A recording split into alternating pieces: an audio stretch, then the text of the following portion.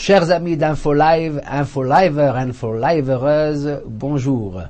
Encore moi pour vous parler de la paracha de Tzav, qui s'appelle également Shabbat Hagadol, le grand Shabbat qui précède la fête de Pessah et qui va nous permettre de procéder à un nettoyage énorme de tout ce qui est passé durant toute l'année et entrer dans une nouvelle année.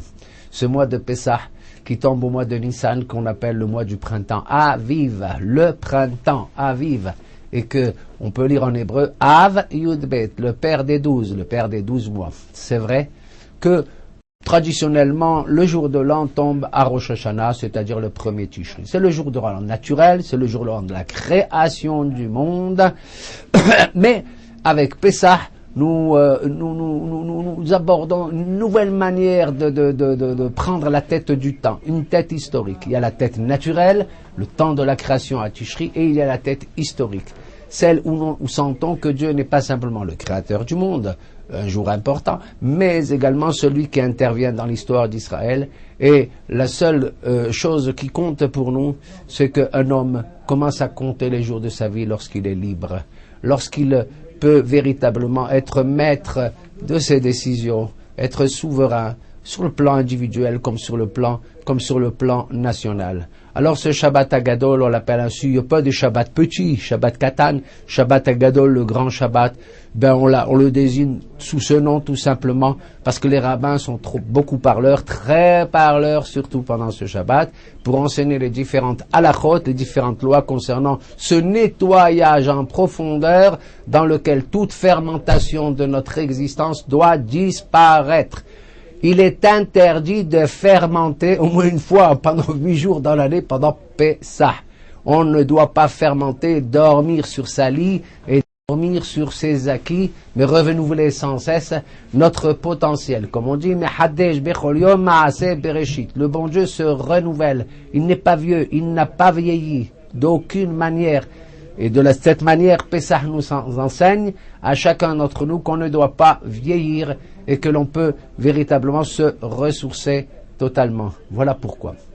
Chers amis, ne prenez pas à la légère le fait de cachériser même l'intérieur. Et ne dites pas c'est formel, c'est contraignant. C'est vrai qu'il faut renouveler sa vaisselle, qu'il faut renouveler les éléments dont on a besoin pour Pessah.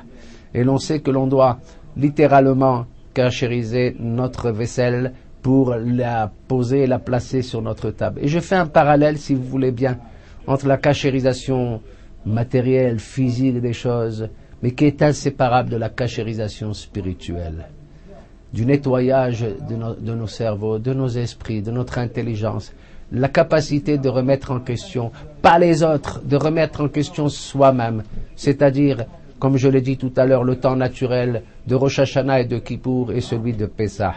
Le renouvellement naturel et le renouvellement historique de l'être qui réapparaît, qui sort de l'esclavage, qui sort de cette exploitation insupportable représentée par Misraïm et qui est l'étau qui nous a enfermés. Voilà pourquoi, si à Pessah, nous cachérisons certaines vaisselles qui ont fermenté à froid, il suffit de l'eau, un peu d'eau fraîche et ça suffit. Si cette vaisselle a touché l'eau chaude, on la cachérise avec de l'eau bouillante. On appelle ça agala, nettoyage par l'eau bouillante. Si cette vaisselle a touché du hamet, de la fermentation au contact du feu, il faut faire le liboun et le passage au feu. Le froid, l'eau chaude, le feu. Et si cette vaisselle est incachérisable, alors la seule manière de la cachériser, c'est de la briser comme un vase d'argile qui se brise. Et sachez une chose, une vaisselle d'argile incachérisable qui est capable de se briser, ces morceaux, ces débris deviennent cachères. Ce vase est taref, ce vase, je ne peux pas l'utiliser, mais si je le casse, je peux prendre les morceaux maintenant et manger à Pessah dans ce vase, dans ces morceaux de Pessah. Le parallélisme avec la cachérisation spirituelle le jour de Kippour est évident et il est signalé par nos maîtres dans la Gemara de Yoma. J'ai été taref pendant toute l'année parce que j'ai transgressé à froid des commandements positifs que Dieu m'a donnés, des mitzvot assez. Alors, ma cachérisation, c'est de faire teshuva, de faire le retour, de faire pénitence. J'ai, deuxièmement, j'ai enfreint des lois, des mitzvot lotas, des commandements négatifs, alors à ce moment-là, c'est pas l'eau froide, c'est l'eau chaude, l'eau bouillante. À ce moment-là, c'est le Yom Kippourim. C'est la contrition profonde avec l'ensemble du peuple d'Israël qui va purifier, pardonner les mitzvot lotas.